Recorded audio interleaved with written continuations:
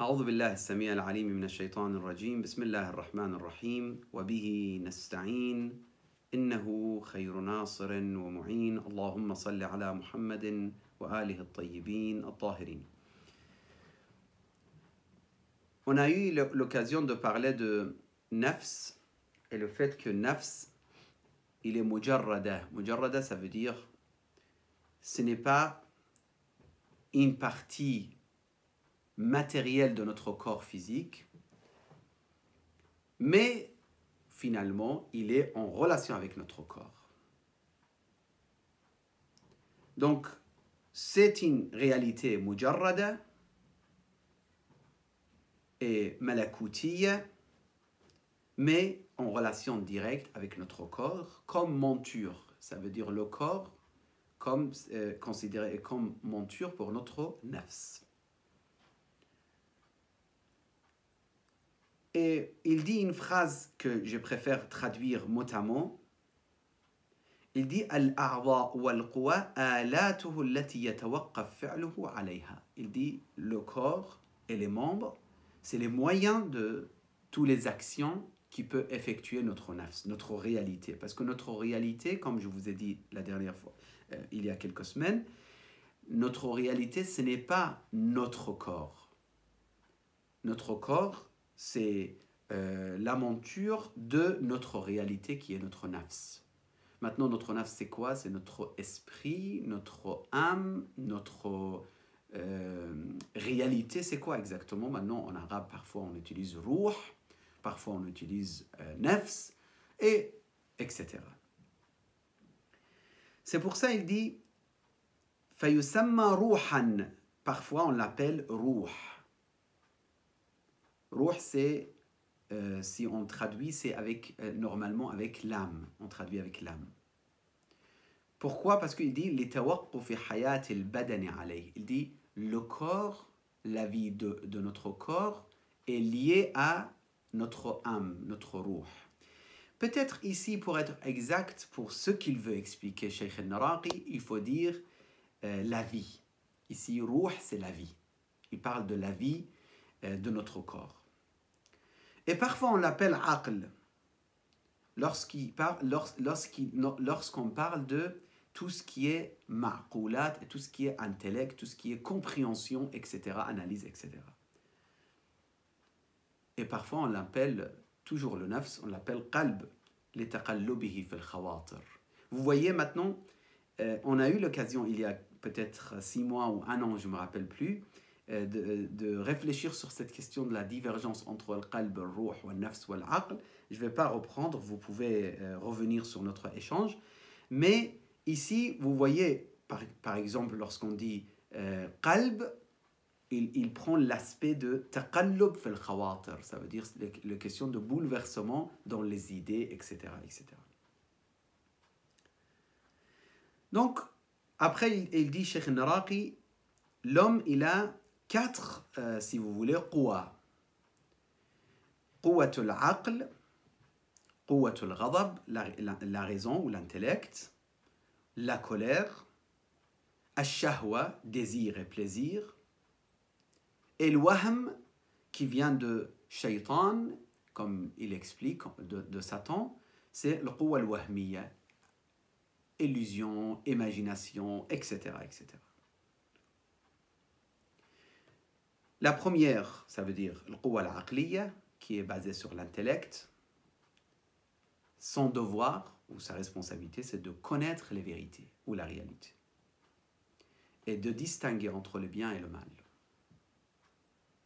Et là, je vous rappelle hadith al-ma'rouf de l'aql ou al-jahl de l'imam alayhi salam, des imams alayhi salam qu'ils ont traité dedans junoud al-aql ou junoud al-jahl, les armées de aql et les armées de l'ignorance. L'aql ici, c'est le savoir finalement.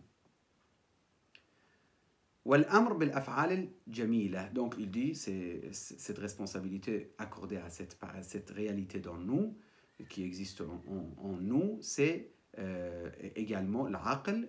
Il ordonne le bien, il interdit le blâmable. Ya'mur bil-ma'ruf wa yanha 'anil munkar.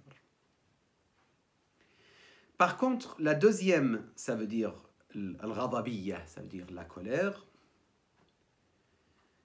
موجبة لصدور أفعال السباع من الغضب والبغضاء. Donc, c'est la haine, c'est la colère, c'est l'attaque, c'est le fait d'être violent envers les autres, de se défendre. Peut-être parfois c'est pour se défendre aussi. Il faut savoir que la colère, c'est pas toujours mauvais. Dans l'éthique, on analyse parfois la colère. S'il n'existe pas, la personne, ça y est, il est terminé. La personne, au niveau d'éthique, il est complètement éloigné de l'éthique de Ahl al-Bayt parce qu'il n'a pas de colère, alors qu'il faut avoir la colère dans telle situation.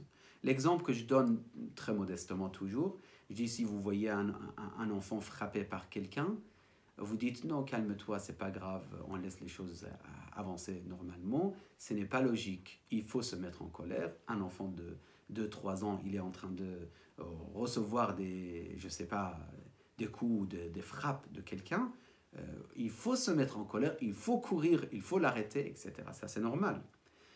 Injustement, une personne en train de subir des insultes, etc., ou recevoir des injustices, et vous avez la possibilité, c'est votre devoir. La colère, c'est un bienfait finalement, mais comment le contrôler? Justement, c'est ça notre question fondamentale de notre échange de l'éthique. Ça veut dire, on a l'aql, qui est l'aspect essentiel chez l'homme, qui distingue entre le bien et le mal. On a le ghadab, la colère. On a shahwa, même shahwa, désir et plaisir charnel, ou de désir et plaisir au niveau de nourriture ou autre. Ce n'est pas totalement négatif. Au contraire, la continuation de l'existence de l'homme sur cette terre, c'est grâce à ça. S'il n'y avait pas ça, imaginez avec les recherches des scientifiques aujourd'hui, ils disent les hommes qui ressemblaient à notre corps ou à notre existence d'aujourd'hui, ça fait des dizaines de milliers d'années, ils existaient. Parfois ils parlent de 50 000 ans, parfois ils parlent... Donc ces gens-là, ils ont existé et ils n'ont plus existé. On dit ces gens-là, c'est ces êtres-là, désolé, peut-être c'est plus exact. Hadin wujudat, ça veut dire ces êtres-là, ils ont existé pendant une période, après ils n'ont plus existé. Pourquoi ils n'ont plus existé? C'est une longue question. Maintenant, l'homme qui existe aujourd'hui, s'il n'y avait pas les désirs et les plaisirs, au niveau de nourriture ou au niveau de relations, etc., l'homme ne pouvait pas continuer à exister sur cette terre. Donc, on parle de désir, ash-shahwa, la yastur anha illa af'al al-baha'im. Donc il dit c'est plutôt l'aspect animal, ça veut dire les actes des animaux, comme question de relation charnelle ou s'occuper de notre ventre et de nourriture, etc. والرابعة, et le quatrième, il dit شأنها استنباط وجوه المكر والحيل. Donc le devoir de notre quwwa al-wahmiyya, le wahm, je l'ai traduit, j'aurais dû regarder la traduction de quwwa al-wahmiyya dans les livres de l'éthique, parce que ça, parfois, on retrouve les mêmes termes chez l'éthique à Nicomaque ou d'autres sources de l'éthique grecque, parce qu'il y a des choses qui sont entre l'islam et l'origine grecque, il y a des points communs clairement repris par l'école de Ahl al-Bayt et les musulmans en général. Alors, le wahmiyya, c'est illusion, ou le wahm, ou khayal, ou l'imagination. Il dit sha'nuha istinbat wujuh al-makr wal-hiyal. Il analyse cet aspect chez nous, analyse les différentes facettes de ruse et des manières de penser, etc. Et parfois, il nous amène vers, malheureusement, cet aspect où le wahm chez nous, il nous amène vers les désobéissances d'Allah subhanahu wa ta'ala, en tout cas de s'éloigner de toutes sortes de vertus à cause de takhayyul, l'imagination et les images qu'il peut créer pour nous, etc. Juste pour donner un exemple, parce que cet aspect c'est pas très clair. C'est pour ça que je donne un exemple. Par exemple, quelqu'un qui sait que, je donne un exemple, qui sait que telle nourriture est interdite à consommer, à être consommée. Mais ils sentent l'odeur. En passant devant le restaurant, ils sentent l'odeur. Et là, qui travaille ici? C'est Quwwatul Wahm.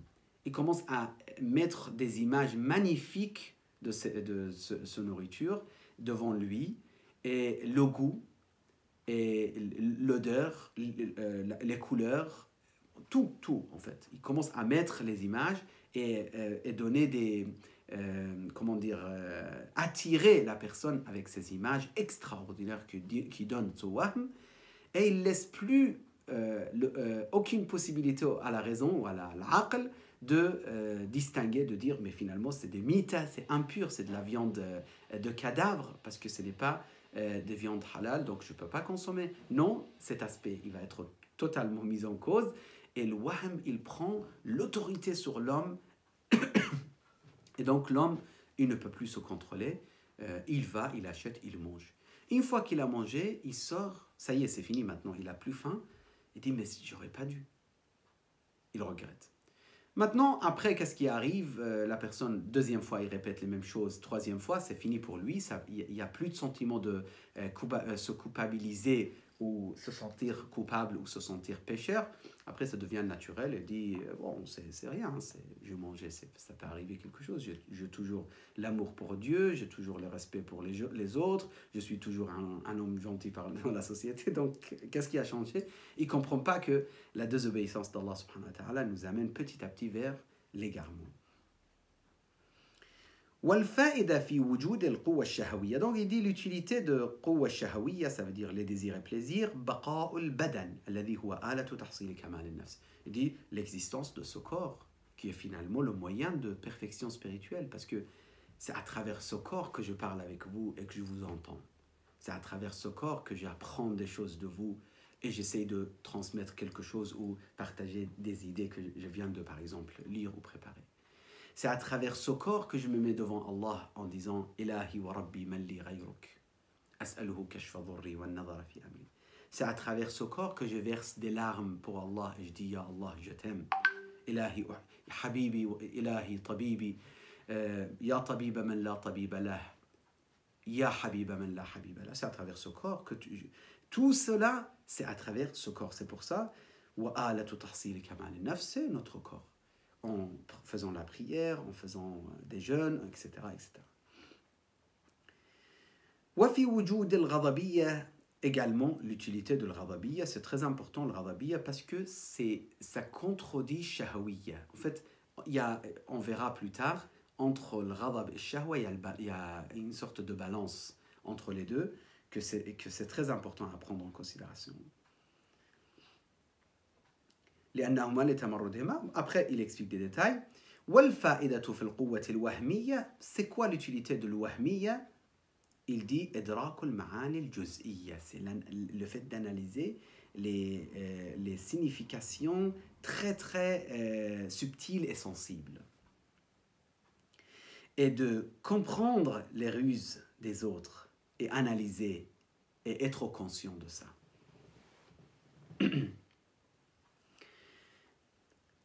Après, il avance, Cheikh Naraqi, je termine pour aujourd'hui avec ce point. Il dit Ma warada fil Qur'an min an-nafs al-mutma'inna, parce que tout de suite, quelqu'un qui connaît le Coran, il va dire alors, vous avez expliqué de différentes sortes de nafs, etc., ou différentes définitions de nafs, parce qu'il y a nafs al-nabatiyya, nafs al-haywaniya, ça c'est autre chose, je ne parle même pas de ça. Il y a aussi nafs al-mutma'inna, wa nafs al-lawama, wa nafs al-ammara. Dans le Coran, on parle de trois nafs. Al-mutma'inna, al-lawama, al-ammara. Donc trois nafs, comment on comprend? Il dit, certains ils disent que ces trois nafs dans le Coran, c'est vraiment, ça fait allusion à al-shahawiyya, ou al-ghadabiyya, ou al-aqliyya. Mais le Cheikh Naraqi n'est pas d'accord. Il dit, إنها أوصاف ثلاثة للنفس بحسب اختلاف أحوالها. Il dit non. النفس اللوامة والأمارة والمطمئنة, c'est des أوصاف, ça veut dire c'est des, on peut dire c'est des explications ou c'est des situations de notre nafs dans différents cas. وصارت منقادة له. Par exemple, il dit فإذا غلبت قوتها العاقلة على الثلاثة الأخرى. Il dit lorsque notre aql, notre intellect domine Et complètement, notre intellect domine sur les autres, sur le wahm, sur le shahwa, sur le ghadab, c'est-à-dire colère et imagination et désir et plaisir. Lorsque notre intellect domine, sarat munqadatan laha, là, il commence à être mutma'inna. Ce nafs atteint la stabilité et la sérénité. Il devient mutma'inna.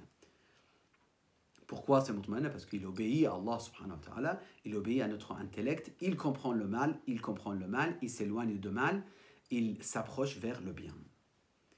وإذا لم تتم غلبتها, s'il n'arrive pas à dominer l'intellect ou notre aql ou notre sagesse sur les autres aspects, وكان بينها تنازع وتدافع وكلها صارت مغلوبة عنها بارتكاب المعاصي حصلت للنفس لوم. Il dit là, s'il n'arrive pas, le nafs il commence à blâmer. Et blâmer, c'est quelque chose de très important.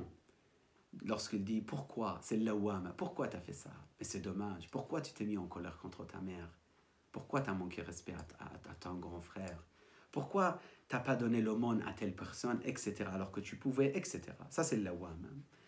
Il dit, ouais, mais par contre, l'ammara, ça y est, c'est celle qui est dominée par les désirs et plaisirs et colère, c'est l'ammara bissou, ça veut dire qu'il te donne les ordres de mal, tout le temps, tout le temps. Il dit, lorsqu'il est vaincu totalement, ce n'est pas une guerre entre le bien et le mal, comme l'awama, non, non, c'est vaincu complètement par le mal et les désirs, les plaisirs et la colère. مذعنة لها من دون دفاع سميت أمارة بالسوء لأنها لما اضمحلت قوتها العاقلة. Donc il dit ça y est, c'est le Satan qui domine et l'intellect et ça y est, il est arrêté, son rôle, il n'a plus de place et là, le wahm, il donne les buts précises et il donne les images qui intéressent notre désir et plaisir, notre colère. Et les trois qowa finalement, ils dominent sur l'homme. L'homme devient quelqu'un qui ordonne le blâmable et interdit le bien. أقول قولي هذا وأستغفر الله لي ولكم وصلى الله على سيدنا محمد وآله الطيبين الطاهرين. اللهم صل على محمد وآل محمد وعجل فرجهم. Si vous n'avez pas de questions, on s'arrête ici, Inch'Allah.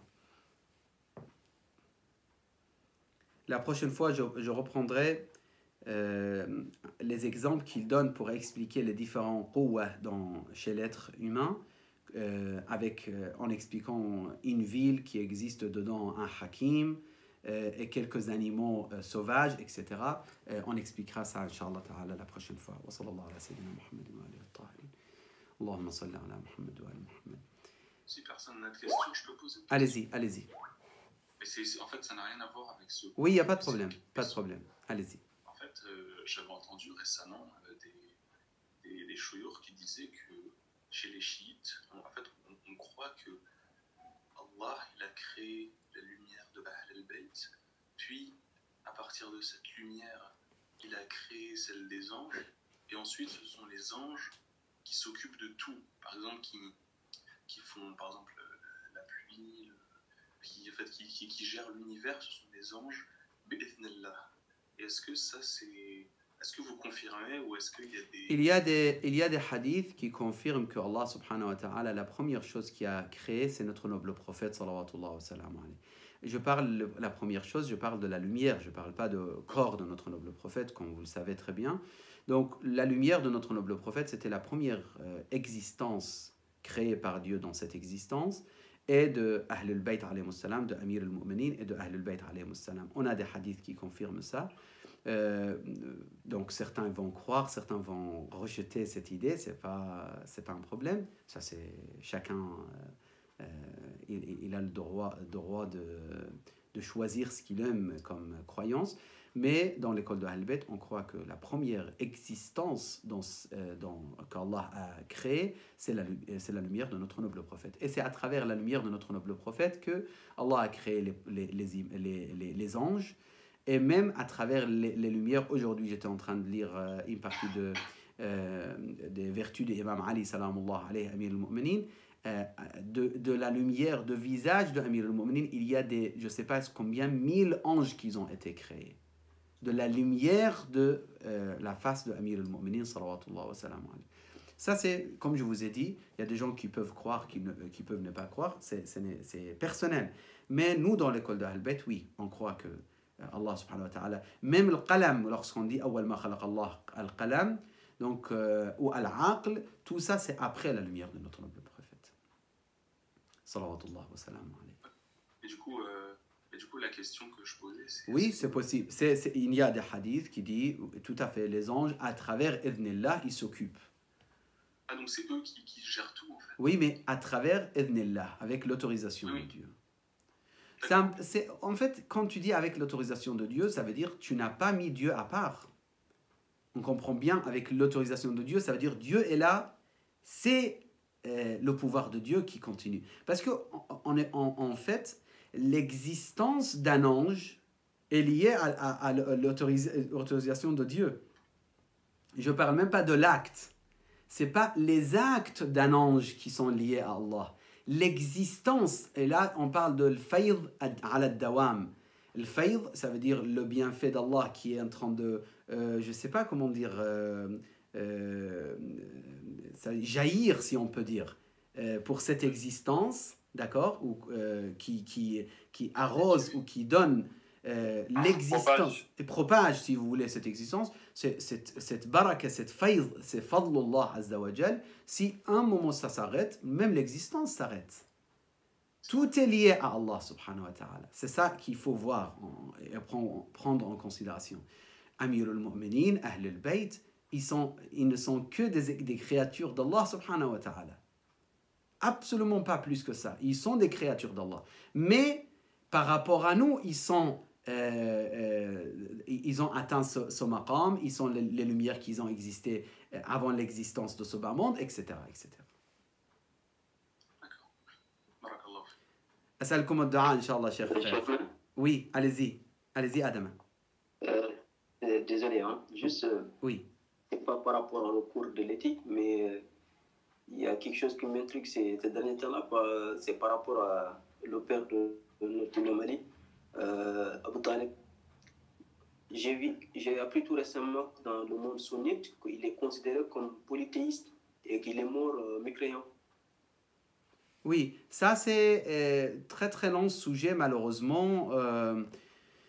Je vais répondre rapidement, mais c'est très triste. Je ne sais pas, on n'a pas eu l'échange sur Abu Talib, je pense. Il faut qu'on fasse une réunion dessus. Moi, oui. J'ai lu quand même chez l'Ahl Bayt, la famille prophétique, j'ai lu qu'il était là durant toute la mission prophétique, c'est lui qui protégeait le prophète même. Pas que ça, pas que ça. Vous savez, il y a plusieurs arguments très très solides pour prouver la foi de Abu Talib, mais malheureusement, c'est lui qui n'a pas pu atteindre à dévaloriser Imam Ali à l'époque de Bani Umayya et d'autres, et ils ont attaqué son père. Ouais. Donc ils n'ont pas pu mettre en cause Ali ibn Abi Talib et les vertus de Amir al-Mu'minin, parce que vous savez, vous ne pouvez pas imaginer, lorsque vous faites des lectures dans les sources de nos chers frères sunnites, vous allez voir les vertus de Ali ibn Abi Talib, c'est incroyablement, comment dire, riche. Ça veut dire, on peut réunir des volumes, je n'exagère pas, autour des vertus de Ali ibn Abi Talib. Et comme le Khawarazmi et autres, qui ont réuni des hadiths et des hadiths. Donc ça gênait énormément. Mais juste quelques points rapides, après on parlera. Même pas quelques points, un point. Pourquoi Fatima bint Asad, qui est absolument devenue croyante, et ça tous les musulmans le savent, elle est restée en tant que femme de Abu Talib s'il n'était pas croyant. Alors que le prophète avait dit que les croyantes ne restent pas avec les infidèles ou mécréants. Donc pourquoi le prophète n'a pas dit à son oncle, toi aussi t'es séparé de ta femme, Fatima bint Asad. Fatima bint Asad, tous les musulmans savent parfaitement, tout de suite elle a déclaré la foi et la croyance, la mère de Amir al-Mu'minin, salamullah alayh.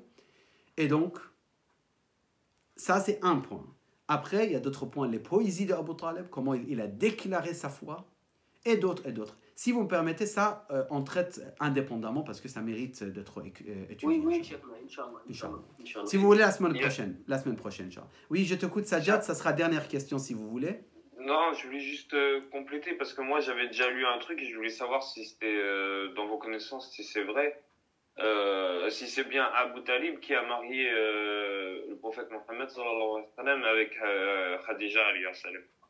Si c'est celui, et c'était à son époque, et c'était à travers Abu Talib, justement, mais je répète, les arguments de... Parce que là, le mariage, c'était avant la déclaration de l'islam. Voilà.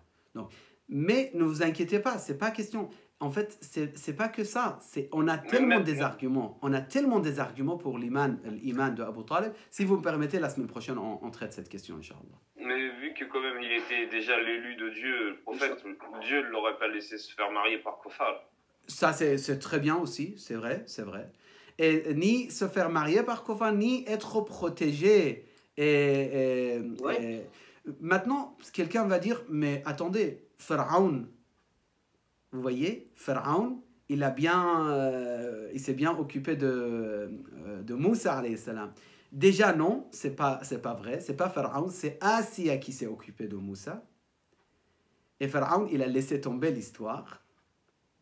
Il n'a pas été lui celui qui s'occupait vraiment à la hauteur, etc. de Moussa alayhi salam. Mais de toute façon, c'est pour ça, moi je dis, les arguments, on a des arguments tellement forts.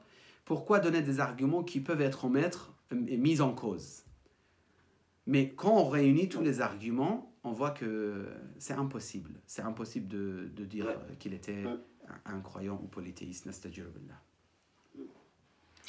Merci beaucoup. Chers frères, nas'alkum ad-du'a la semaine prochaine.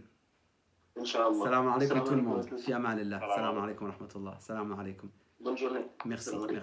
merci.